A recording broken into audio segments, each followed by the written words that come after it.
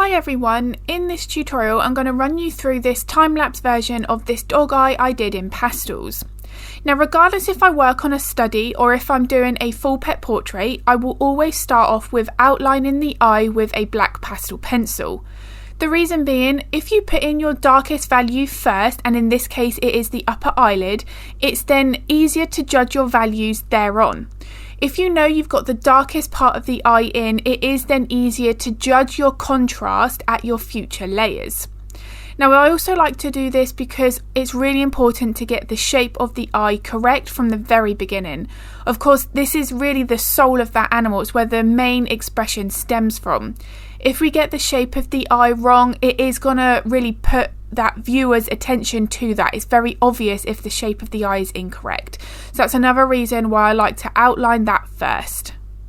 Now usually the next thing I'll do is if I've got a particularly bright highlight in the eye, I will then put that in from the very beginning with a white pastel pencil. The reason being, I want to make sure that if I've got a very bright highlight, that white pigment is down first. I can then add my darker colours on top.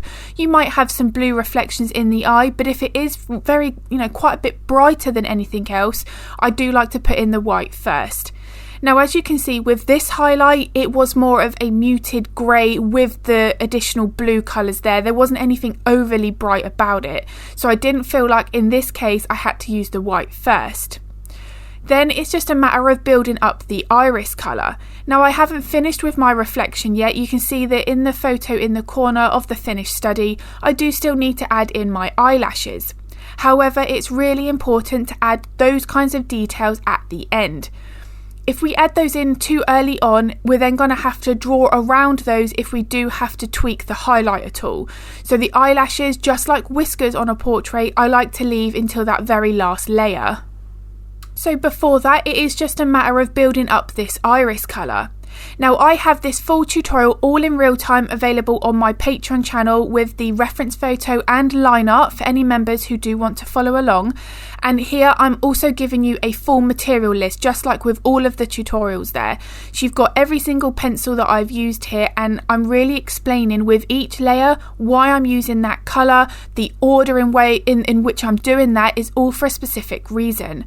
When I'm trying to build up my beautiful colour saturation, like what Maisie's eye is here, it is all in how to maintain that colour without getting a muddy layer. So this is therefore one of these main specific areas that I've focused on throughout this real-time tutorial on Patreon. All of the colours I've used, they're deliberate, but I've had to make sure that I've layered them in a specific order to make sure that that colour there is pure. I wouldn't want that to blend in with a darker colour and then end up with that muddy layer, because the eye is just not going to have the same impact. Now my main aim with any eye is to make sure that I've got that 3D sphere shape of the eye accurate. That's really important. And in order to do that, it's all in your lighting. So you'll notice that the edges of my eyes are darker than the inner part of the iris colour where it meets the pupil. This is really crucial. If we want to get these eyes looking three-dimensional, it is all in the lighting, where we're positioning our lights and our darks. Once I was happy with the 3D shape of that eye, that's when I started working on the reflections that you can see in the iris colour, not the main highlight on top. You can see that I've got some light blue highlights there, but I've had to leave those again to those last layers, just like those eyelashes. Those reflections, they're sitting on the very top of the eye, so I have to build up that iris colour that's behind it first and then add in the highlights on top if I'm going to make my eye realistic. If I were to have drawn those highlights in first and then draw around the iris colour around these reflections, again, it's not going to have the same impact. It won't look as three-dimensional. I have to make sure that when I'm looking at my reference photo, I'm stripping back each layer in the order that I can see that's furthest away and building up from there. And of course, because that highlight is catching the top surface of the eye, that's why, again, I want to leave that till my last layer. Now the eye where I've got it at the moment is about 80-90% complete. I've got a few details that I need to add at the very end. But usually what I like to do is get somewhere about 80-90% complete. I'll then work on an area around it and I will come back to it. The reason being for this, I wanted to judge what my contrast where once I've got that fur in place, I can then go back to the iris colour and add any of those details that I need to later on. Another reason why I like to work in this way, especially with eyes, is because it does then provide me with that colour around the eye. It's a lot easier to judge what that eye looks like when it's got that fur around it. And also, because I was happy with the eye, it looked like the reference photo, that's when I then knew I was able to work on the fur around it. This is just my personal preference. As I've said at the beginning of this video, I do want to make sure that I have got this eye looking like that dog's eye. It is so important. I don't want this to just look like any Staffordshire Bull Terrier. This was my Maisie. Unfortunately, I lost Maisie at the beginning of June. So, this eye, this study, it's very important to me. I want to make sure that I get this right. So although I wanted to make this focus study predominantly on the eye itself, I did of course include this fur around it. Now, one of the areas that I focus in depth with the Patreon version, because it is in real time, is how I'm specifically holding these pencils. Now, this is something that I talk about in every single tutorial because it is so important. You can notice that even though this footage is sped up, just how much I change my hand position, where I'm holding that pencil, how long that lead is, how much I've sharpened that point. All of these decisions I make at the time depending on the type of pencil stroke and fur texture that I'm trying to recreate. And there are times when I do change my hand position a lot quicker when I'm working around the eye than other parts of the face.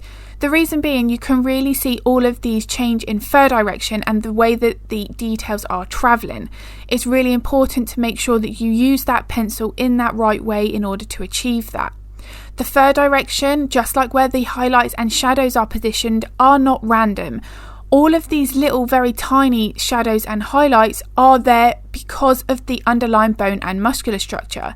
Take the highlight there that I was just building up above the eye. That there is indicating that that's the top of her eye socket. It's now going to start to fade over towards the left hand side where it joins onto the skull.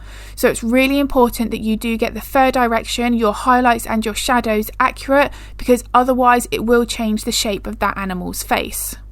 And one last tip, every animal is going to have a unique pattern to the eye. You can see in Maisie's iris there that I have used more straighter but diagonal lines to achieve that pattern. So again, pay really close attention to that reference photo. If you are interested in the real-time version of this eye, I will link my Patreon channel in the description below. I also have a Patreon library on my website which lists all of the tutorials on my pastel and acrylic tier, so you can see the kind of content that I've got available there before you sign up.